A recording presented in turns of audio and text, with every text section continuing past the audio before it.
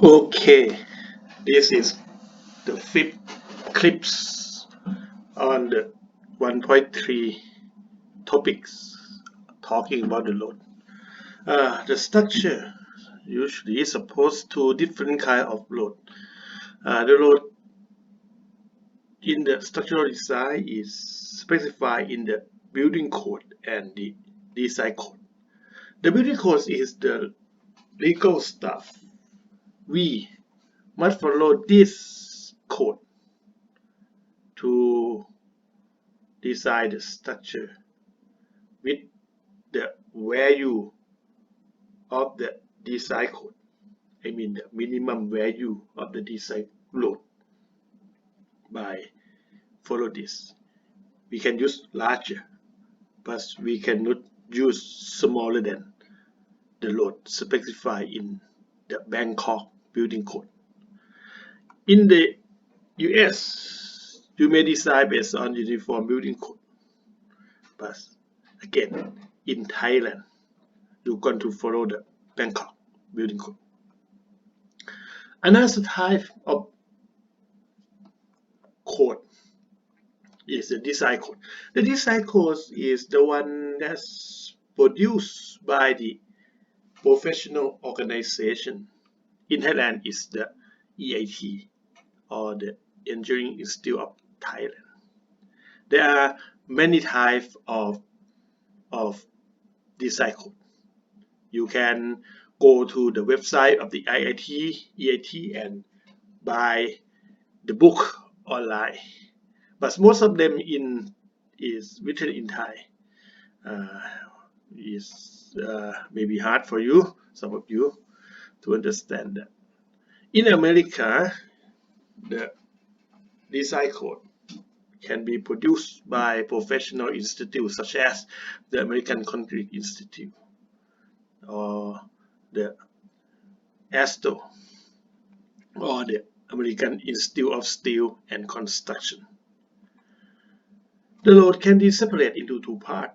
As I mentioned in the second clip, it's called the dead load and live load. The dead load is the permanent load on the structure, such as its own weight. The value of this dead load is based on the weight of the material, such as the reinforced concrete. It is 23.6 kilonewton per cubic meter. The steel is about 37 and the brick is 18.9, and the author.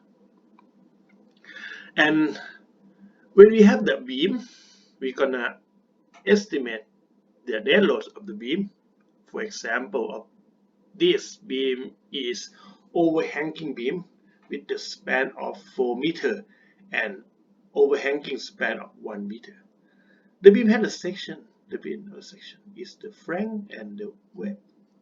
Okay, the flank have the width of 0.55 and the thickness of 0.1 meter, and the web have the height of 0.4 meter, and also the width of the web is 0.15 meter. So we separate this beam into two parts.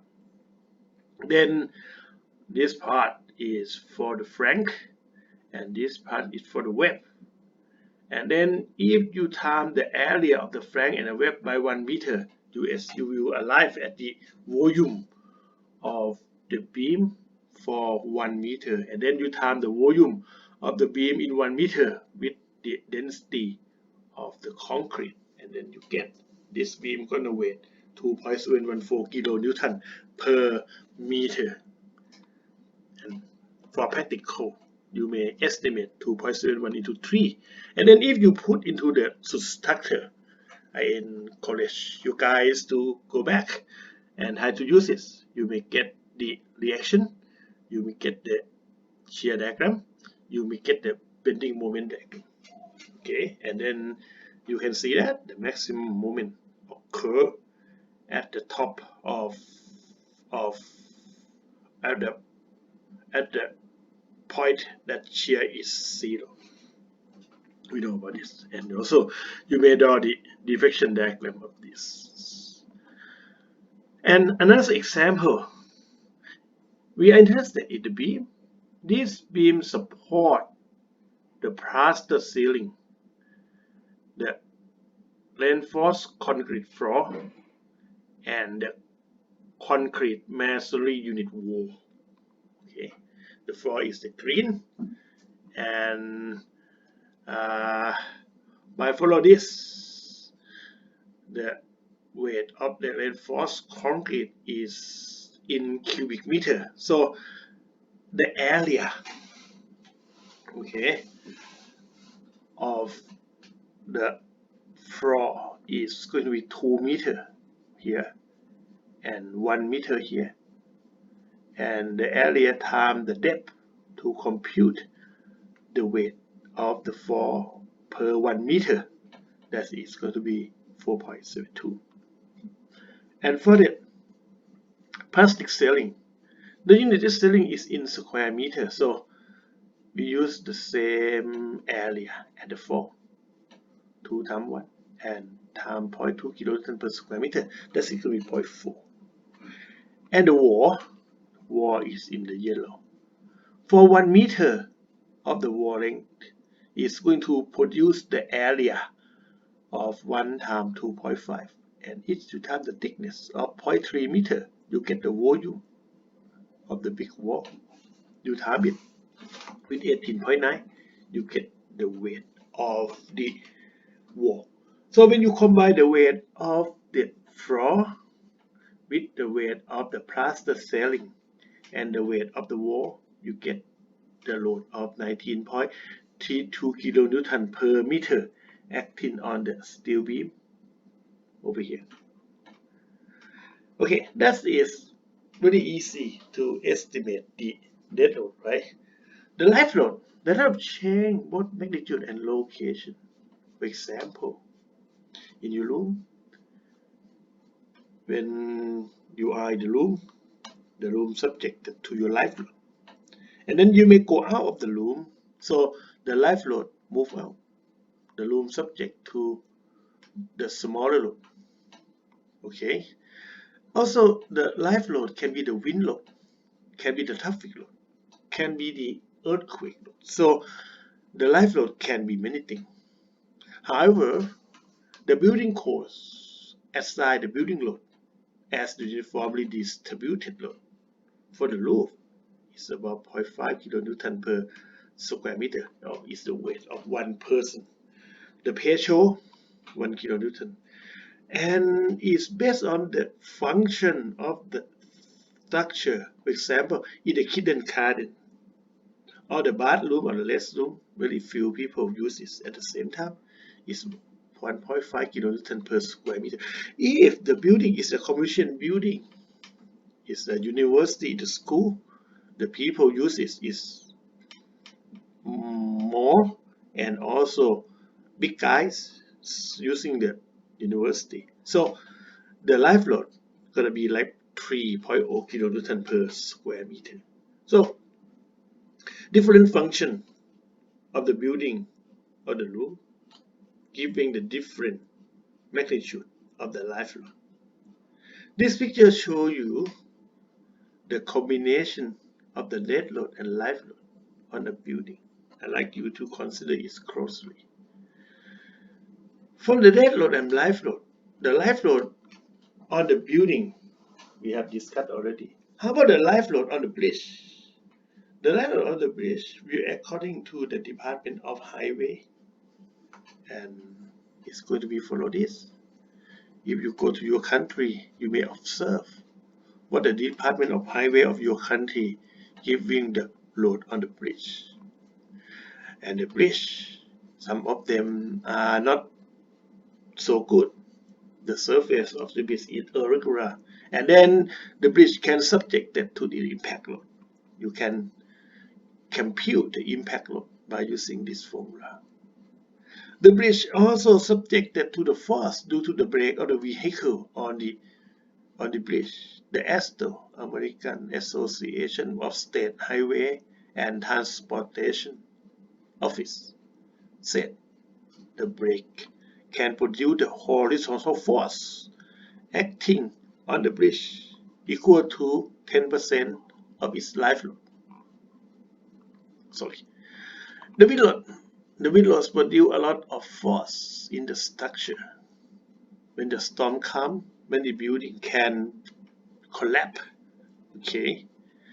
And then when the wind is faster, the force acting on the structure also gets larger.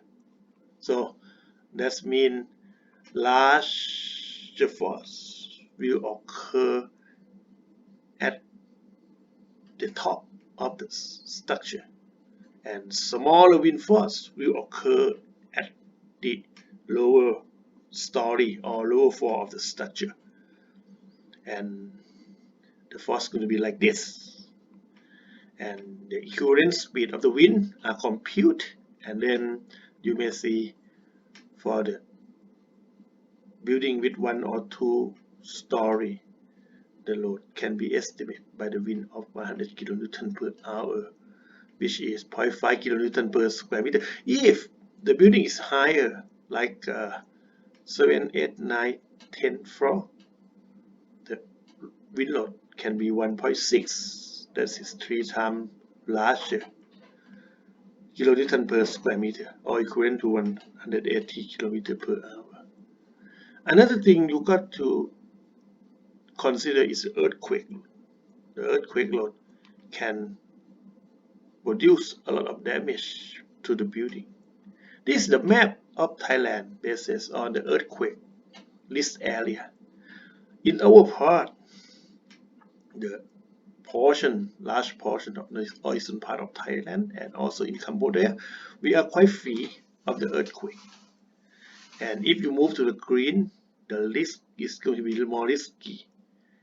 The orange is riskier, and riskiest is going to be in this pink area in the border that close to the Burma. And then we have some earthquake occur in the Burma area. The ground can be separated into many pieces. And the equation to compute the earthquake loss is very complex to mention about this. The other load can be the hydrostatic force when you design the dam, the weir, or the soil pressure if you design this wall. And the other type of load can be the settlement load that can produce the damage of our building. This picture taken from the S9 many years ago, and we already fixed this kind of building. You can see over here is cracked, separated into 2 pieces, and also the tsunami. Anyway, the dead load and the live load must combine together. The combination of the dead load and live load will follow some regulation, like this one, the interior history regulation. And then you follow this when you design your building according to the reinforced concrete building. You will follow this. Okay, and finally we have 2 homework that I like you guys to do it, and the due date will be set later. Okay, thank you for your attention and talk, and I will give you more lecture later. Bye bye.